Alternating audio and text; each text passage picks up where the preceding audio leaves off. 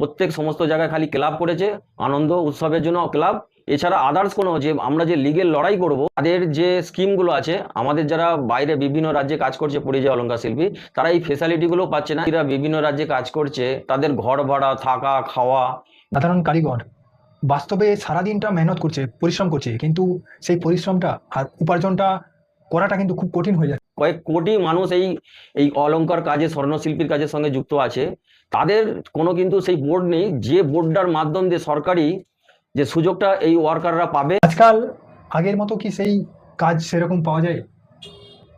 না, এখন যে পরিস্থিতি হয়ে গেছে, যার কাছে গোল্ড আছে সে হয়তো কাজ পাচ্ছে, কিন্তু এখানে ব্যাপারীরাও কিন্তু অনেক মানে চিটিংও করছে। কিভাবে? যে এরকম বাঙালিরা তো এটা দেখছে না, তার খালি একটা শোরুম তৈরি করছে, সেই শোরুমটা দেখে চলে যাচ্ছে। তার কাছে কি ব্যাকগ্রাউন্ড পেপার আছে, তার কি ক্যাপাসিটি আছে সেটা দেখছে না।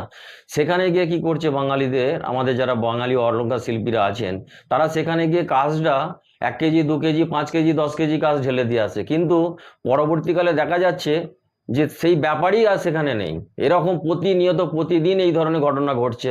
যার যাচ্ছে সে তখন চুপ করে বসে যাচ্ছে, কারণ কানুনের যে লড়াই, সেই লড়াইটা আমাদের বাঙালিদের মধ্যে নেই। প্রত্যেক সমস্ত জায়গায় খালি ক্লাব করেছে, আনন্দ উৎসবের জন্য ক্লাব।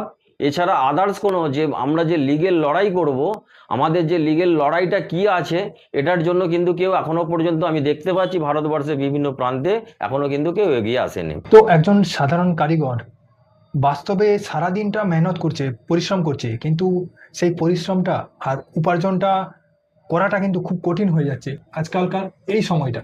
তো সেটা নিয়ে হ্যাঁ, এখন বাজারের যা পরিস্থিতি, যে কাজটা করছে সেই কাজটা তো প্রকৃত সেই যে যতটা মেহনতের ছিল, সেই মেহনতটা অতটা কারণ হচ্ছেও না, কারণ কাজের পরিশ্রমটা সেই ধরনের নেই। আর যাতে এই কারিগররাও যে বর্তমানে বিভিন্নভাবে সরকারিভাবে, আমি এটাই বলতে চাইছি, কারিগররা যাতে ফেসিলিটি পায়। কারণ এই সারা ভারতবর্ষে মাইগ্রেন্ট যারা পরিযায়ী এই অলংকার শিল্পীরা আছে, তারা কিন্তু বিভিন্ন রাজ্যের অবস্থা খুব একটা ভালোর মধ্যে নেই। আমাদের ওয়েস্ট বেঙ্গল সরকার, নতুন সরকার যে হয়েছে, তাদের যে স্কিমগুলো আছে, আমাদের যারা বাইরে বিভিন্ন রাজ্যে কাজ করছে পরিযায়ী অলংকার শিল্পী, তারা এই ফেসিলিটিগুলো পাচ্ছে না। এমনও পরিস্থিতি যে যে অলংকার শিল্পীরা বিভিন্ন রাজ্যে কাজ করছে, তাদের ঘর ভাড়া, থাকা, খাওয়া, বিভিন্ন সমস্যার মধ্যে কিন্তু জীবন তাদেরকে অতিবাহিত করতে হচ্ছে।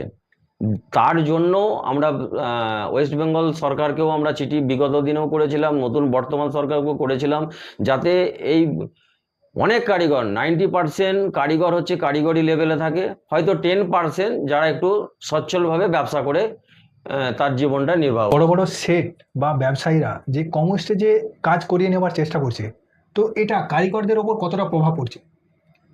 এটা তো ব্যবসাদারদের, এটা পরম্পরা বা আগামী এই যে জিনিসটা এখন তো হয় না, বা এখনো হচ্ছে এটা না।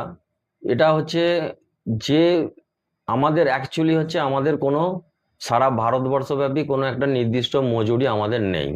যার জন্য কি হচ্ছে, সেই মজুরি যাতে যা না থাকার জন্য হচ্ছে, আমাদের যারা শিল্পীরা কাজ করছেন তাদের মূল্য তারা ঠিক বুঝতে পারছে না।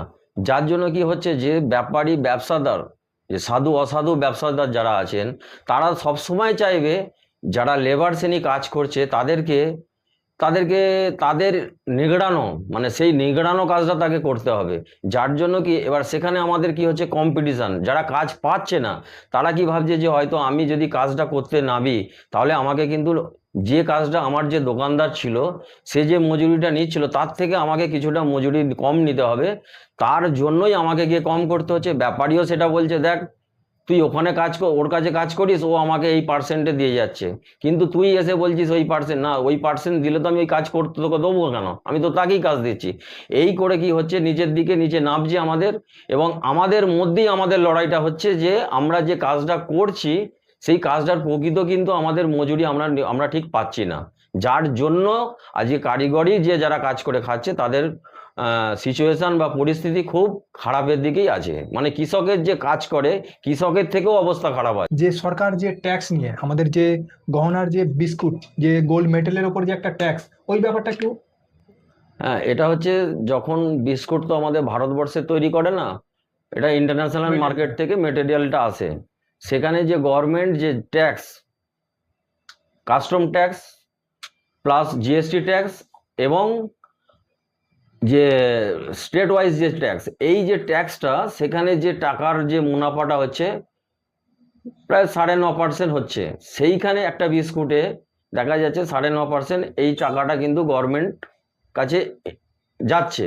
হুম। সেইখান থেকে আজ পর্যন্ত সেখানে যা দেখা গেছে গভর্নমেন্ট সার্ভেটা, এগ্রিকালচার ফার্টিলাইজারে তাদেরকে 1.5% এতে এই বিষয়ে খরচা করা হয়, কিন্তু এত লক্ষ নয়, কয়েক কোটি মানুষ এই এই অলংকার কাজে, স্বর্ণশিল্পীর কাজের সঙ্গে যুক্ত আছে।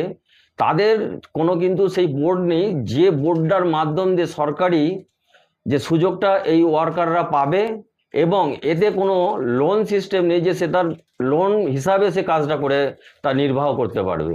অতএব সরকারেরও এটা দেখা দরকার আছে যে এই যে আমাদের যে ইনভেস্টেড যে পয়সা, সেই টাকাটা এগ্রিকালচার ফার্টিলাইজারে দেওয়া হচ্ছে, কিন্তু আমরা যে ওয়ার্কার, আমাদের জন্য কোনো ফান্ড নেই, আমাদের জন্য কোনো ফেসিলিটি নেই।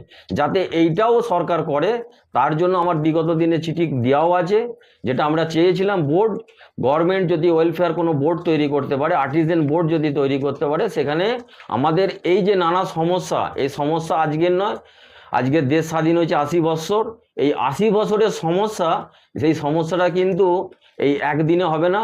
যাতে এই সমস্যাটা যাতে মুক্ত হওয়া যায়, যাতে ওয়ার্কাররা মুক্ত পায়, এই অলংকার শিল্পীরা মুক্ত পায়, স্বর্ণশিল্পীরা মুক্ত পায় ভারতবর্ষ থেকে। অতএব তাদের জন্য এই যে একটা বোর্ড, এই আর্টিজেন বোর্ড অবশ্যই সরকারের কাছে আমাদের ডিমান্ডও আছে, এবং এটা যাতে তৈরি করা হয়, এই তৈরি করলেই তবে আমাদের যে সমস্যাগুলো আছে সেই সমস্যাগুলো মিটবে। আমাদের ওয়ার্কারদের মধ্যেই, ছোটোখাটো ওয়ার্কারদের মধ্যে যে লেনদেন হয়, গোল্ড বিষয়ে যে লেনদেনগুলো হয়, অনেক বিষয় এতে কোনো আমাদের যে কোনো কানুন হিসাবে না থাকার জন্য বন্ধু হিসাবে বন্ধুকে দেওয়া হয়, পরবর্তীকালে সেই বন্ধু কিন্তু তার সঙ্গে কিন্তু দেবো না বলে এই ধরনের একটা বিরাট ক্রাইসিস বাজারে চলছে।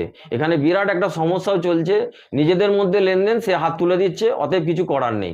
যাতে আমাদের এই বিষয়টা যদি বোর্ড থাকে, আমাদের কানুন তৈরি হয়, তাহলেই তার সমস্যাটা আমাদের মোকাবিলা করা যেতে পারে।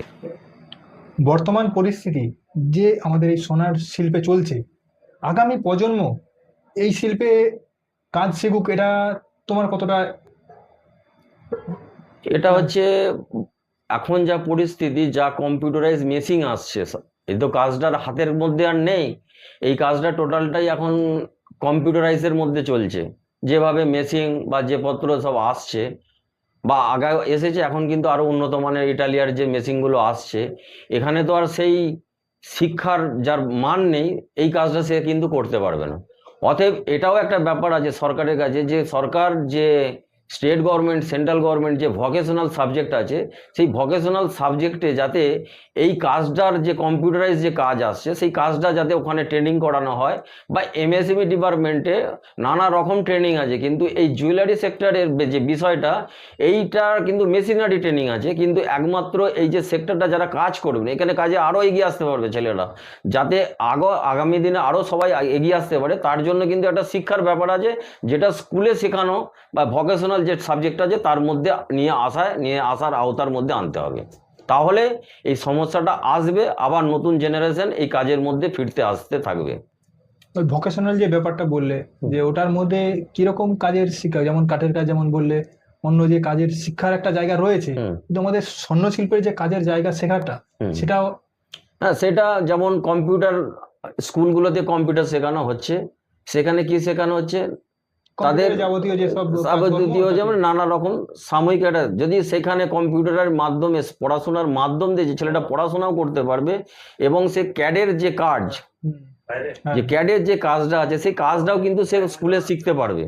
অতএব আমাদের দেশকে আগে বাড়াতে গেলে, বা আমাদের রাজ্যের ছেলেদেরকে বা রাজ্যের উন্নয়ন সোনার বাংলা যদি তৈরি করতে হয়, তাহলে কিন্তু এইটা পশ্চিমবাংলা সরকারকে অবশ্যই মাথায় নিতে হবে, যে সোনার বাংলা শুধু খালি মুখে বলে সোনার বাংলা তৈরি করা যাবে না। অতএব এই সোনার বাংলা তৈরি করতে গেলে এই যে যারা স্বর্ণের কাজ করছে, যারা অলংকার শিল্পীর মধ্যে আছেন, তাদের আগামী প্রজন্ম যাতে এগিয়ে আসতে পারে, রাজ্যে যাতে আরও ডেভেলপ হতে পারে, সরকার তার দিকেও দেখতে হবে যে এই ভোকেশনালের শুধু কাঠের কাজ শেখাবো তাকে, অন্যান্য আদার্স অনেক কিছু কাজ শেখানো হয়, কিন্তু সেখানে আমি তো মনে করি যাতে সেখানে ভোকেশনালের মধ্যে বা কম্পিউটার যেগুলো শেখানো হয় সেগুলো ক্যাডের কাজ বা মেশিনারি যে নতুনত্ব যে আছে সেগুলোকে, ইঞ্জিনিয়ারিং যে কাজগুলোর মধ্যে আছে সেই কাজগুলোর মধ্যে আনা, তাহলে কিন্তু দেশের উন্নয়ন হবে এবং রাজ্যের উন্নয়ন হবে, এবং যারা এর মধ্যে যুক্ত হবে শিক্ষিত সমাজ, তবেই এর উন্নতির মানটা বাড়বে।